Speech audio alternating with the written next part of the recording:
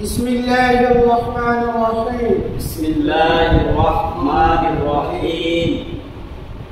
আজ তোমাদেরকে দেখানো হবে যে আরবির যে 28টি অক্ষর আছে তার কোন কোন অক্ষরে নুক্তা। এখানে বলে দেওয়া হয়েছে অক্ষরের নুক্তা চিনুন আর নুক্তা দিয়ে অক্ষর চিনুন, দুটো বিষয়।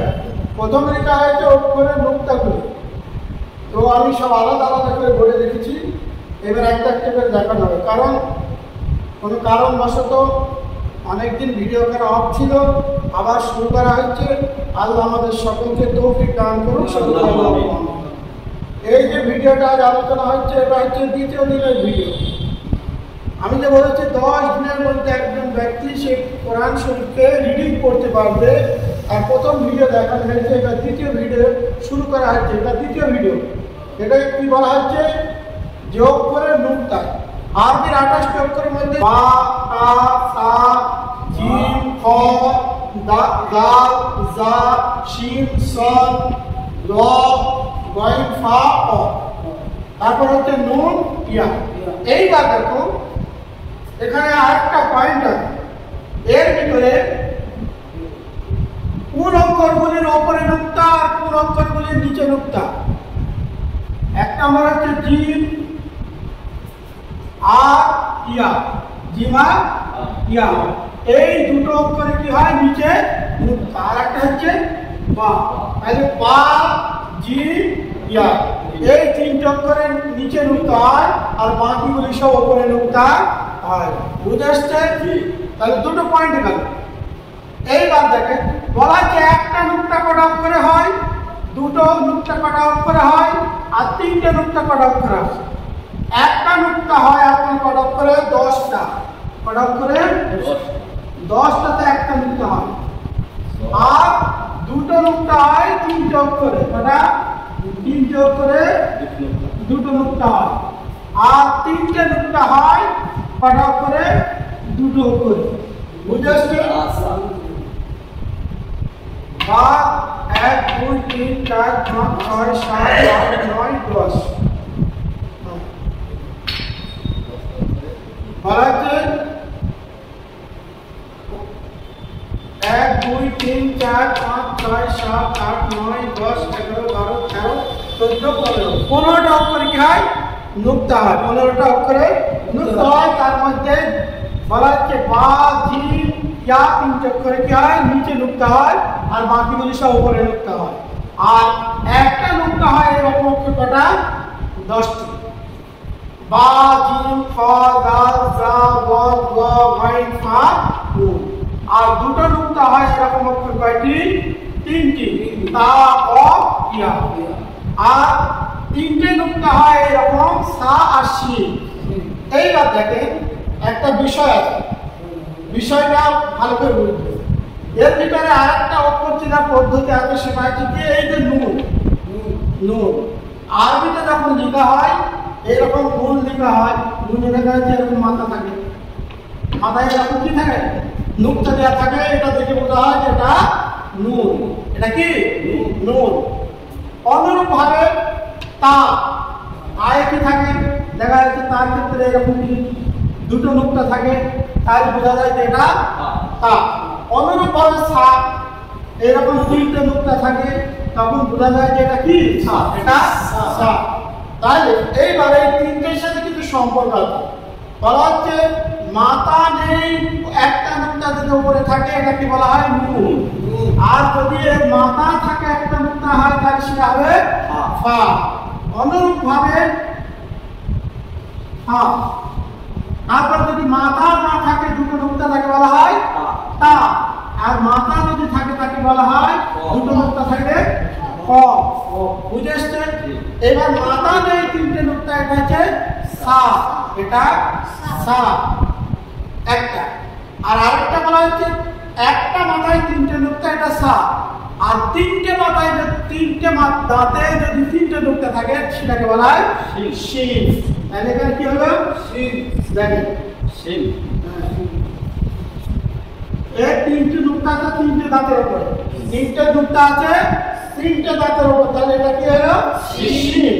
আর একটা দাঁত মাথার উপর তিনটে নুক্তাটা সা বলা হচ্ছে মাথা যদি না থাকে দুটো নুক্তায় তা আর মাথা থাকলে অ আর ফায়ের ক্ষেত্রে কি মাথা নেই একটা নুক্তা নুন আর যদি মাথা থাকে দুটো নুক্তা তাহলে ফা তাহলে এই প্রথম অংশ অক্ষরের নুক্তা চিহ্ন এই যে প্রথমে অক্ষরে নুক্তা চিহ্ন তাহলে এই বিষয়টা বুঝে গেল এর বাইরে আর কিছু নেই এইবার দেখানো হবে বাকি অংশটা নুক্তা দিয়ে অক্ষর চিহ্ন চলো বলা হচ্ছে নুক্তা দিয়ে অক্ষর চিহ্ন কি অক্ষর দেখেন বিভিন্ন মডেল আমি এখানে লিখেছি এইবার শুধু নুক্তার কারণে পরিবর্তন হবে দেখেন এটা কি হলো বা টা বা বা বা কা বা কা বা যদি এই নুক্তার উপরে দেওয়া হয় তাহলে কি হবে বা কা তা যদি আরেকটা দেওয়া হয় তাহলে কি হবে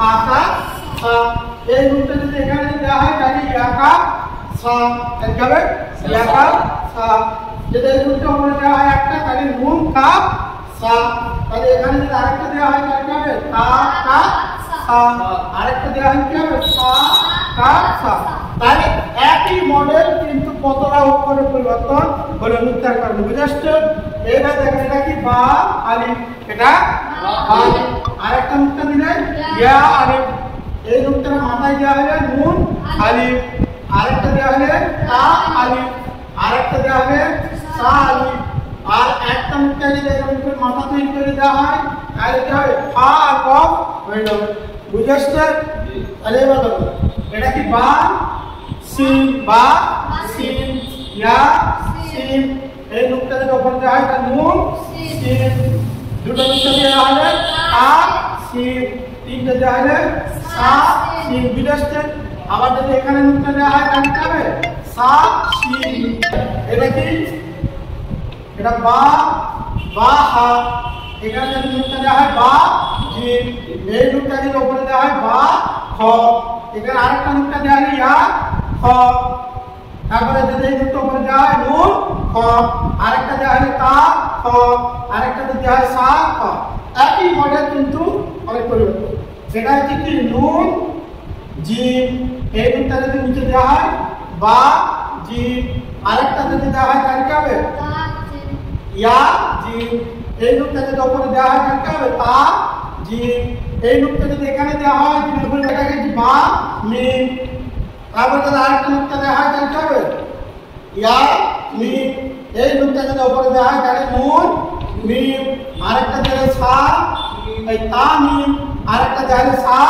মিম অনুরূপভাবে এটা ঠিক এরকম বা মিম আরেকটা দেওয়া হলে ইয়া মিম এই নুক্তা উপরে দেওয়া হলে নুন মিম আরেকটা দেওয়া হলে তা মিম আরেকটা দেওয়া হলে সা মিম মানে মডেল আলাদা কিন্তু অক্ষরের জন্য অক্ষরও পরিবর্তন হচ্ছে এটা আপনার কি বা ইয়া আরেকটা নুক্তা দিলে ইয়া ইয়া এবার এই নুক্তা উপরে দিলে নুন ইয়া আরেকটা দিলে তা ইয়া আরেকটা দিলে সা ইয়া অনুরূপভাবে দেখেন বা নুন লাম আরেকটাকে বাড়ালে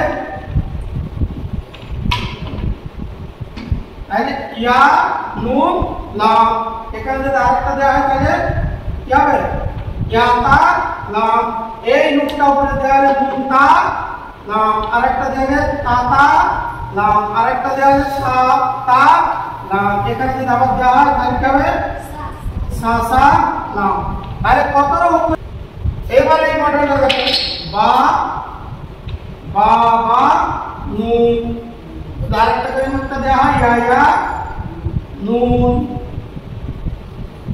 এইভাবে নুনটা যদি উপরে দেওয়া হয় তাহলে নুন ইয়া নুন আরেকটা দেওয়া হয় কি হবে তা ইয়া নুন আরেকটা দেওয়া হয় সা ইয়া নুন এই ইয়ার জায়গায় যদি এই নুনটার উপরে দেওয়া হয় সা নুন নুন আরেকটা দেওয়া হলে সা তা নুন আরেকটা দেওয়া হয় সা সা নুন বুঝে আসছে অনুরূপভাবে এটা কি হা বা এখানে নুক্তা দিলে জি বা নুক্তা উপর দিলে কি হবে খ বা এই নুক্তা যদি উপরে দুটো দেওয়া হয় তাহলে খ আরেকটা দেওয়া হলে খ সা এটা হচ্ছে কি বা হা আরেকটা নুক্তা দিলে ইয়া হা উপরে যদি এরকম দেওয়া হয় তাহলে ইয়া তা এটা হচ্ছে কি জি দাল এখানে তারা জিম দাল ওপরে নুক্তা গেলে কি হবে খ দাল